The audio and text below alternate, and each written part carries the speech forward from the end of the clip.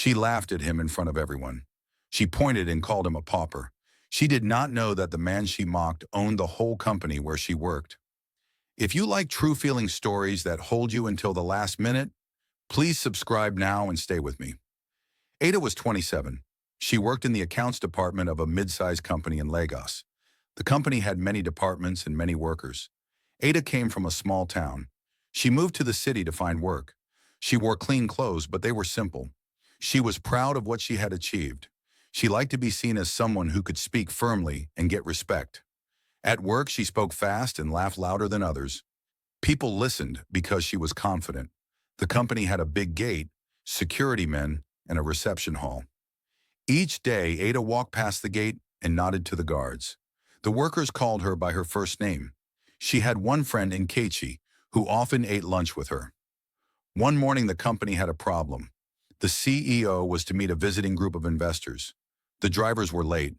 A man walked into the compound carrying a small cloth bag and a cane. He looked tired and dirty from the road. He did not have a visitor pass. People at the gate slowed their steps to watch. Ada was there. When the man reached the reception, he bent down slightly to help an old driver who had fallen. He spoke softly to the driver. He did not ask for money. He only helped. A group of junior staff watched him, and some smiled. Ada walked over and asked the man who he was. The man said, "My name is Emeka." His voice was low. He said he had come to see someone who worked in the accounts office. His shoes were worn. His clothes had dust from the road. Ada looked at him and laughed. She said, "What are you doing here?" "Go sell pure water on the road." The words left her fast. People around her chuckled. Emeka did not answer with anger.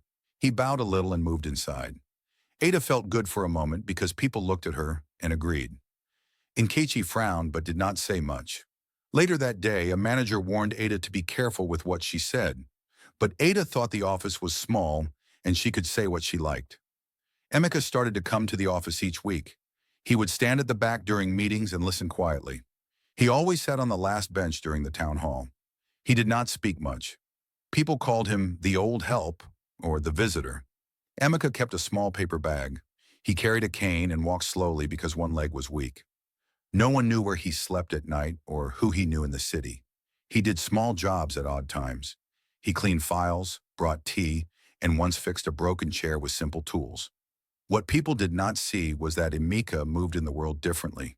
He had a calm way of listening. He watched how people behaved. He remembered names and small facts.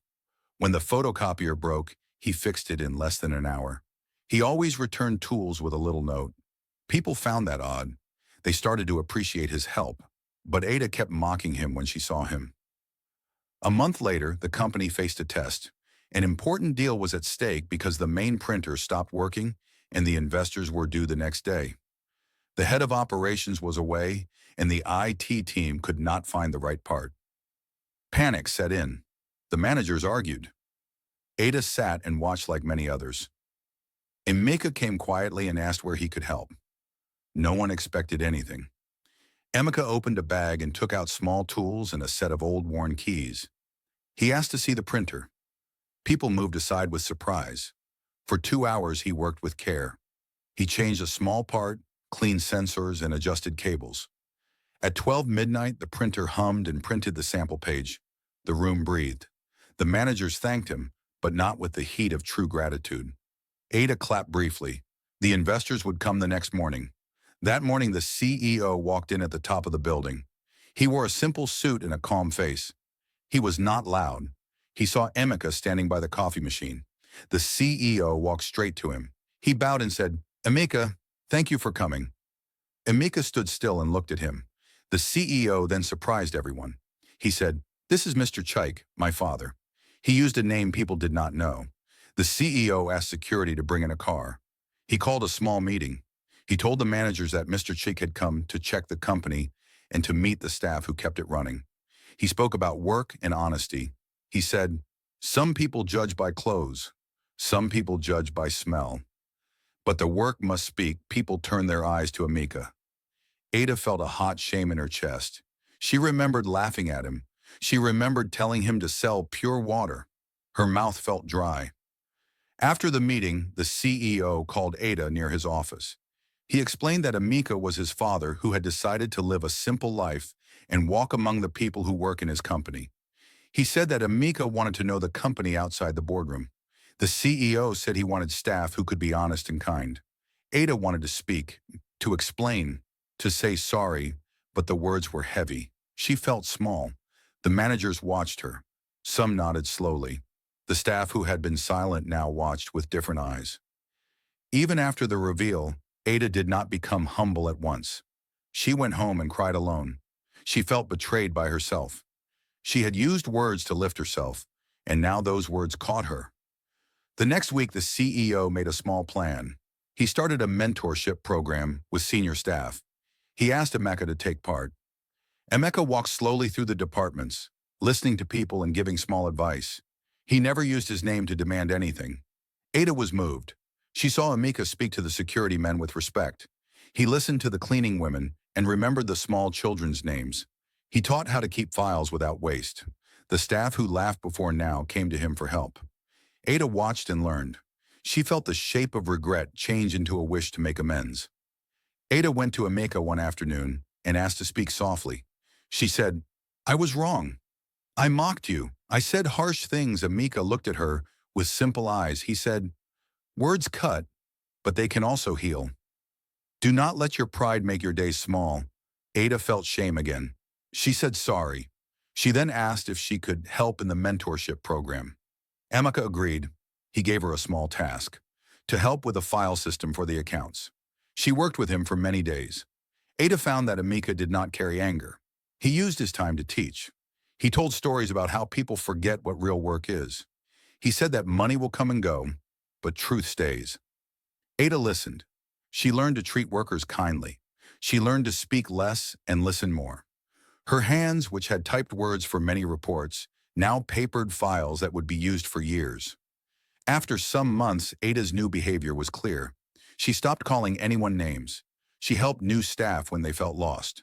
The CEO noticed and assigned her to handle a small credit file for the investors. She did well. Her coworkers began to trust her again. But life carried a cost. Ada lost some friends who liked her old loud style. She also lost the quick room for pride. The loss was good because pride had tied her to anger. Now she walked with small steps, like someone who had learned how to carry a heavy water jar without spilling. Emeka's health was not strong. He used a cane because of an old injury. One day he fell in the back alley. Ada ran and helped him. She did not laugh. She called a taxi and took him to the clinic. That night she sat by his side while he rested. He opened his eyes and smiled at her. She felt that trust had been rebuilt. Years later, Ada left the company for a new job, but she never forgot the lesson. She saved a small amount of money. She started a small training group to help young workers learn office skills. Emeka kept visiting the company, quiet and steady. The CEO came less, but he would stop to sip tea and watch how people worked. Ada told the story sometimes to new trainees. She started the story with a clear warning. Do not judge by clothes or by shoes. She used simple words and spoke with honesty. She said, "I laughed at a man who owned the company. I was wrong. I learned the value of work and the danger of quick judgment."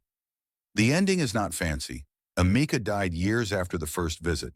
The staff held a small meeting and remembered the ways he taught them to treat others. The CEO made a small fund for staff training in Emeka's name. Ada gave a small speech.